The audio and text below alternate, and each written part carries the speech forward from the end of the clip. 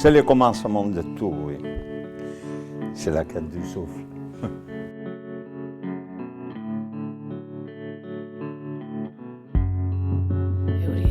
Tout d'un coup, quand le geste commence, l'initiation, ce souffle apparaît. Quand je quitte mon atelier, que je m'en vais dehors, que ce soit pour dessiner, dans la contemplation, ce qui fait une grande partie nourricière de mon travail, il n'y a pas la présence comme ça directe de ce souffle.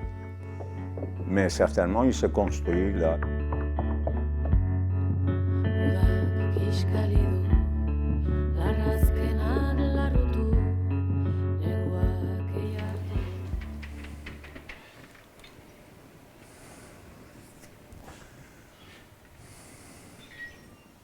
Quand on ouvre la porte de l'atelier, tout d'un coup, ce matin, le souffle est fantastique.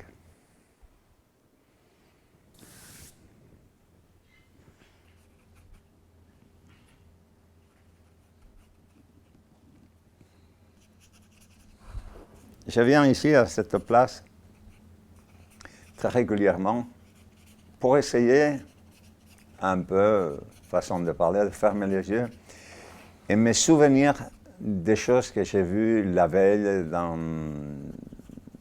mes promenades dans la nature. J'ai toujours des carnets de dessin où je dessine un peu. J'arrive ici presque tous les jours et je dessine un peu la sensation que ça m'a produit, qu'est-ce qui est apparu, en tout cas pas la réalité obligatoirement de ce que j'ai vu.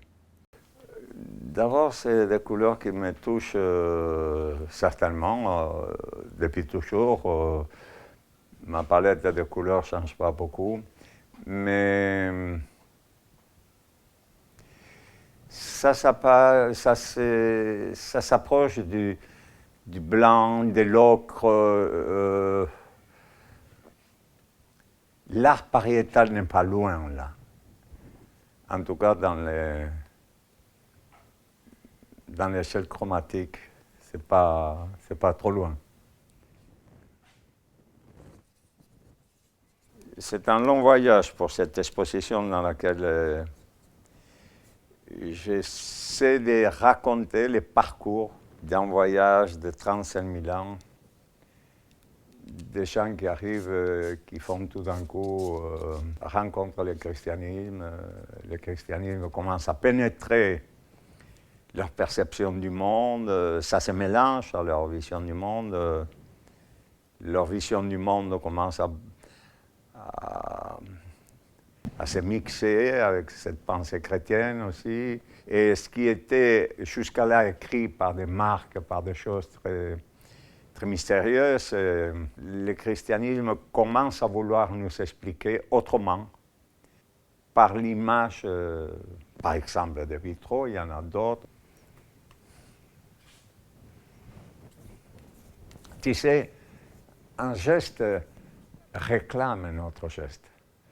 Un trait, souvent, est suffisant pour qu'il en réclame 4 autres traits, ou 5. Et puis 5, c'est trop. Tu découvres que 3 suffisaient. C'est comme ça, comme au Sainte Thérèse d'Avila.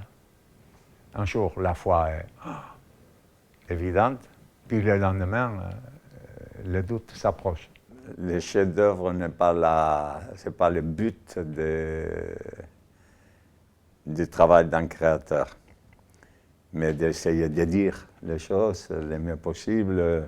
Il y a des œuvres que tu sais qui sont moins puissantes, qui fonctionnent moins bien, mais que d'autres, celui qui la regarde, la trouve absolument bouleversante, beaucoup plus que toutes les autres. Donc, comme quoi, c'est un mystère, la relation entre celui qui fait et celui qui regarde.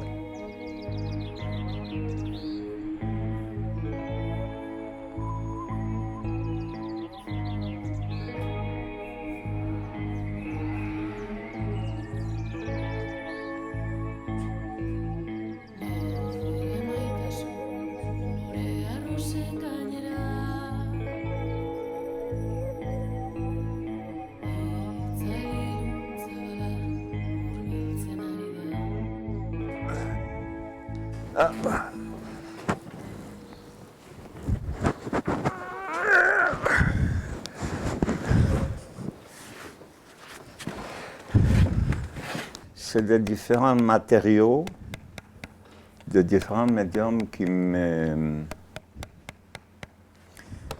m'aident à parcourir une idée, à parcourir un désir, à parcourir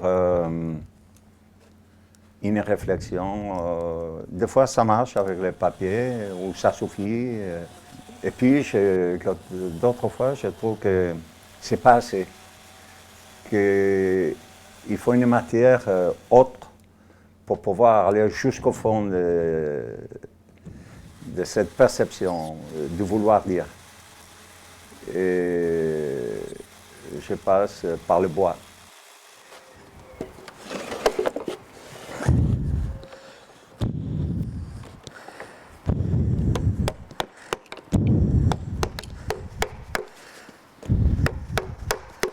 Le bois est un des moyens qui m'est le plus naturellement familier pour dire les choses.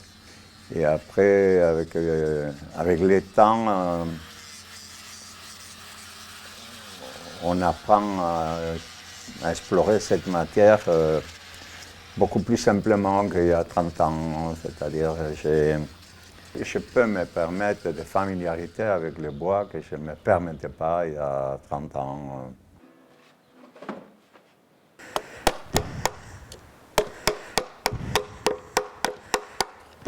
Et j'ai fait beaucoup de croix, par exemple. Dans mon travail, j'ai fait beaucoup de croix. C'est un signe très simple pour n'importe quel enfant. C'est un signe très... Mais ils ont eu une grande importance dans mon travail, toujours. Ils sont toujours. Et plus j'ai vieilli, plus j'ai envie d'explorer dans cette croix, parce que ce n'est pas parce qu'on a fait une croix que le problème est résolu, pas du tout. Et les gens n'imaginent pas à quel point une croix, surtout dans la sculpture, peut être explorée à l'infini. Voilà une croix encore qui va être la pièce maîtresse, une des pièces maîtresses de l'exposition de Biarritz, et qui va nous raconter, qui va nous recevoir au moment de la rencontre de la mythologie animiste. Ça sera symboliquement évoqué par la rencontre avec cette croix.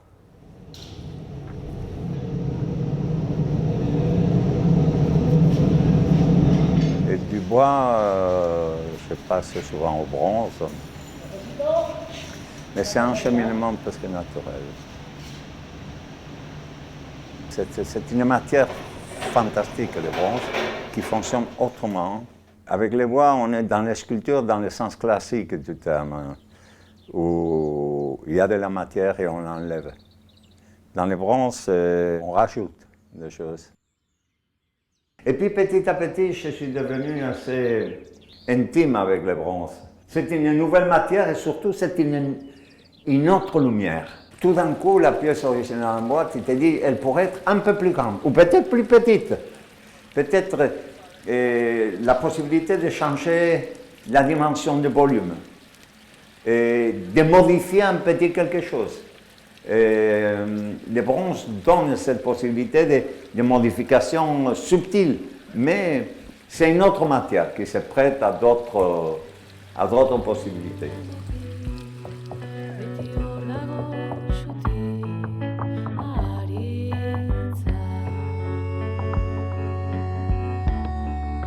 Faire avec peu. C'est ça le plus compliqué.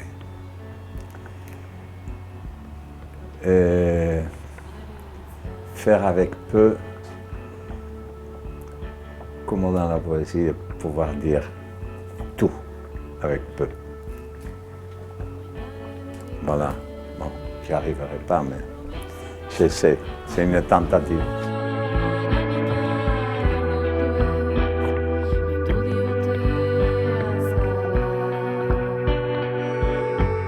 Quelle que soit la matière, le bois, le bronze, le papier, la terre, dans le fond, il s'agit de faire de la sculpture.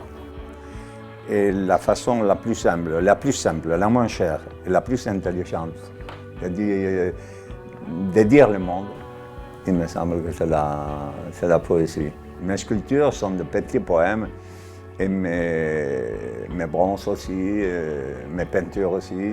On devrait mettre dans un livre sur la peinture ou sur la sculpture ou même sur la photographie. Dans la photographie, un livre de photos, on devrait mettre poésie, recueil de poésie.